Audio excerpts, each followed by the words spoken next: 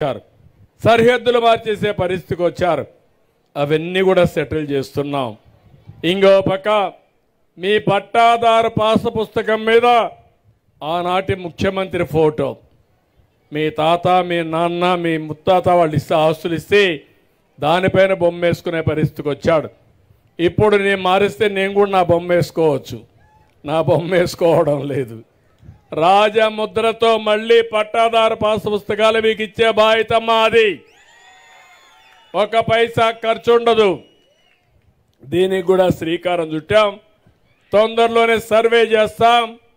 QR code పెడతాం.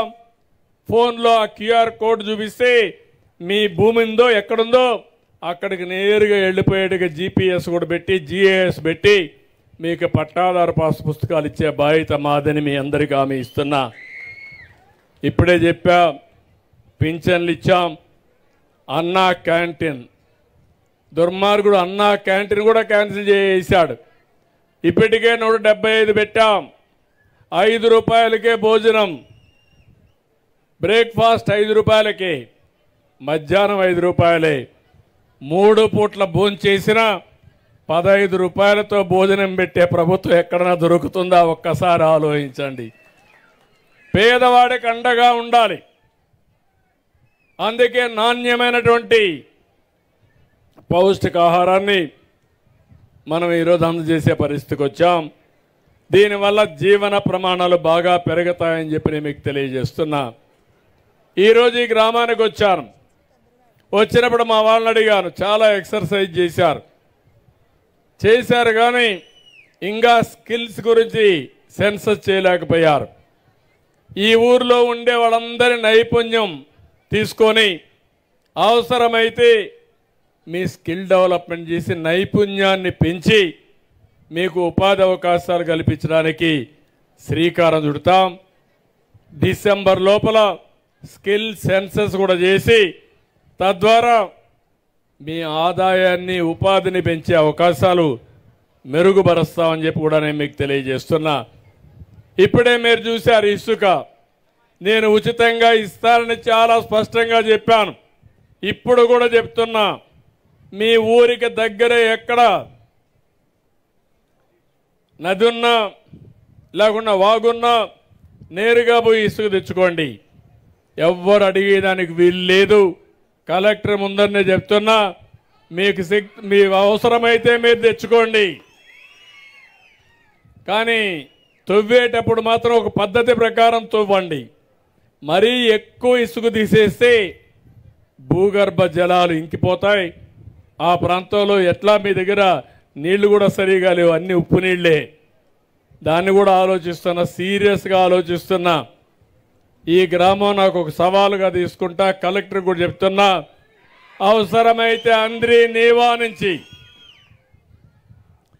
నేరుగా నీళ్లు తీసుకుని మైక్రో ఇరిగేషన్ పెట్టి ఏదైతే బిందు సేద్యం ద్వారా మీ పొలాలకు నీళ్లు ఇచ్చే బాధ్యత తీసుకుంటా ఒక ప్రాజెక్టు తయారు చేస్తాం.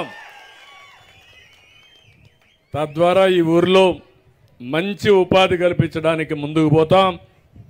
ఉచిత ఇసుక వర్షాకాలం వచ్చింది, ఎక్కడా దొరకని పరిస్థితి క్రియేట్ చేశారు. అధికార యంత్రాంగానికి స్పష్టంగా చెప్పాను, 15 లోపల ఫైనలైజ్ చేయాలి. ఎక్కడ కూడా ఎలాంటి ఇబ్బందులు లేకుండా మీరు ఉచితంగా ఇసుక తీసుకుపోయే విధానానికి శ్రీకారం చుట్టామని చెప్పి కూడా నేను మీకు తెలియజేస్తున్నా. ఇది కూడా ఇంకొక 10 రోజుల్లో దీన్ని కూడా స్టెబిలైజ్ చేస్తాం. అక్కడి నుంచి ఎవ్వరికి ఇబ్బంది లేకుండా ఇసుక ఇచ్చే పరిస్థితి వస్తుంది. పోలవరం పనులు మళ్ళీ శ్రీకారం చుట్టాం. పోలవరాన్ని గోదావరిలో ముంచేసే పరిస్థితికి వచ్చారు.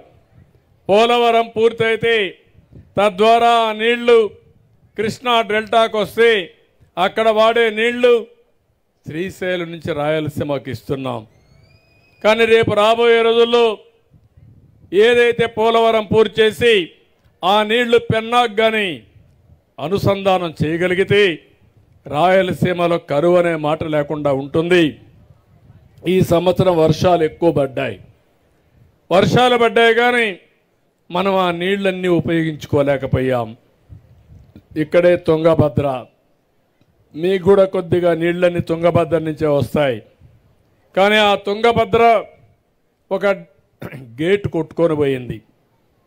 కొట్టుకొని పోతే అక్కడ ముఖ్యమంత్రి అక్కడే ప్రభుత్వం మేము చేయలేమంటే కాదని నేను ఇక్కడి నుంచి మన మంత్రులు పంపించి పర్యవేక్షణ చేయించి ఒక ఎక్స్పర్ట్ మన రాష్ట్రంలో ఉంటే కన్నయ్య నాయుడుని ఆయన నేనే పంపించి తిరిగి గేటు పెట్టి ప్రాజెక్టు నీళ్లు నింపిన పార్టీ తెలుగుదేశం పార్టీ అని చెప్పి కూడా నేను మీకు తెలియజేస్తున్నా.